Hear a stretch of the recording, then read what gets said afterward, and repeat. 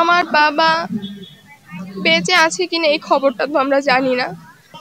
আমার নাম লামিয়া আক্তার মিম। আমার বাবা মোহাম্মদ কাউসার হোসেন। 2013 সালের 4 ডিসেম্বর রাত 2:30টার দিকে আমার বাবাকে বাসা থেকে তুলে নিয়ে যাওয়া হয়। আমার বয়স তখন 3 ছিল। আমি তখন 3 বছর একটা বাচ্চা ছিলাম। যে সময়টা ছিল আমার বাবার হাত ধরে হাঁটা শেখা, বাবার হাত ধরে রাস্তার অলিগলি দেখা, সেই সময়টা থেকে আমি আমার বাবার ছবিটা হাতে নিয়ে ঘুরছি শুধুমাত্র আমার বাবার একটা সন্ধানের জন্য। আমার বাবা বেঁচে আছে কিনা এই খবরটা তো আমরা জানি না।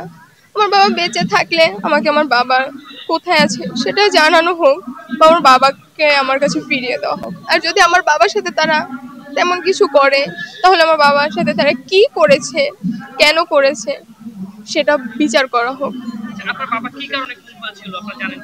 আমার বাবা স্বেচ্ছাসেবক দলের একজন সাধারণ সদস্য ছিল। আমার বাবা অনেক ভালো মানুষ ছিল, মানে এলাকার সবার মুখে আমার বাবার সুনাম ছিল। আমার বাবা তেমন কোনো খারাপ কাজ করার লোকই ছিল না। তারা শুধু একটা কারণে আমার বাবা স্বেচ্ছাসেবক দল করতো, বিএনপির স্বেচ্ছাসেবক দল করতো। এই কারণটা আমার কাছ থেকে আমার বাবাকে 12টা বছর দূরে রেখেছে। আমি আমার বাবাকে একটা কারণের জন্য 12টা বছর দেখিনি।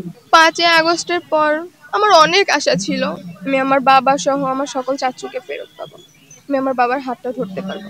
কিন্তু তখন আমার বাবাকে ফেরত পাওয়া তো দূরে থাক, আমার বাবা কোথায় আমি সেটাও জানি না। আমি জুন মাসে আয়না ঘরে যাই। আমি আয়না ঘরে গিয়ে 2.5 ফিট বাই 2.5 ফিট একটা সেলে ঢুকি। ওইখানে আমি আমার আম্মুর নামটা দেখতে পাই। আমার বাবা অনেক কষ্ট করে আমার আম্মুর নামটা লিখছিল। আমার বাবার অনেক কষ্ট হয়েছিল আম্মুর নামটা লিখতে। হ্যাঁ, আমার বাবা আয়না ঘরে ছিল। তার কাছে আমার আম্মু, আমার ফুপ্পিরা তারা এই অন্তর্বর্তীকালীন সরকারের সাথে দেখা করে।